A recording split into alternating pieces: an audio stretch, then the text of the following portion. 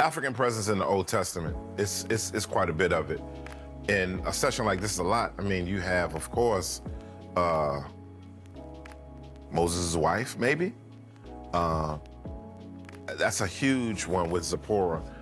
As a matter of fact, you have Egypt being used as a mechanism for Israel's redemption at a certain point when Joseph went there, and God used Egypt and its ingenuity and its system to be able to preserve God's people during a famine. Even though they ended up going to slavery, that was based on someone that basically did not know the narrative of Joseph. And you go through the Old Testament and you see an Egyptian helping out David.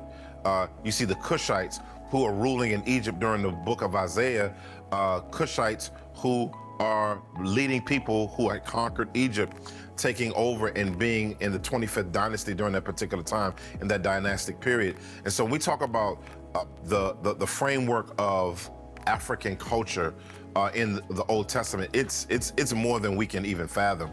Rewinding all the way back to what's called the so-called Table of Nations in Genesis chapter 10, you look at the birth of really the African nations based on the scriptures coming from Ham's line. Ham's line, if you follow that, you got Japheth or Japheth, which is the line of some white people. You have Shem, which is the so-called Semitic people or Shemitic people, and then you have the Hamites, the so-called black people come from them, or Africans. And you have Mizraim, which is Egypt.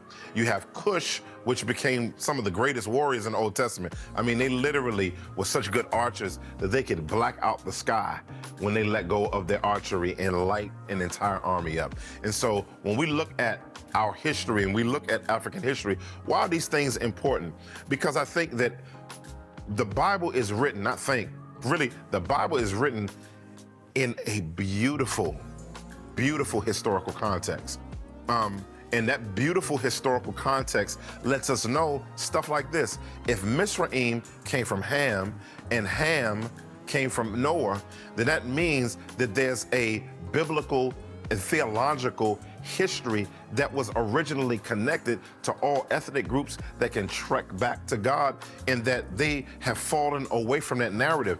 The Bible really shows, not just with African people, but for so many people, even Israel, even the Greeks or Europeans, how so many fell away from God, but really all of us had our origin in a progenitor who was under our original progenitor Adam, us coming from Noah. If we came from Noah, and that means we're a part of God's human family. And then what it does is it gives us the beauty of seeing how Egypt just grew and developed over the years into what it did. But what's interesting, when you get into the book of Isaiah, Isaiah has specific judgments and prophecies for groups like Egypt and groups like Cushites, who God says he's actually going to save, particularly the Ethiopians, which are actually the Cushites.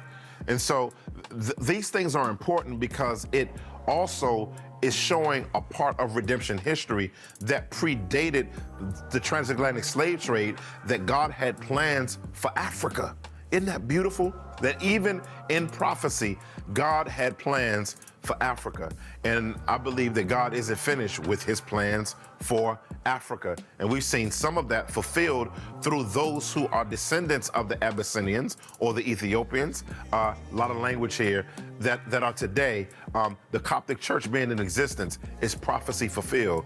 Those churches in Egypt and those churches in Ethiopia is a fulfillment of Old Testament prophecy. So that's a huge reality of the fact that God was moving towards the redemption of all people and even Africans. So we can't leave that out of the equation of how we do our theology. Our theology has a context. Our theology has a place, and it involves a people, and it involves a God who Christianity and the faith, again, is not becoming global. Guess what, family of God? It's always been global.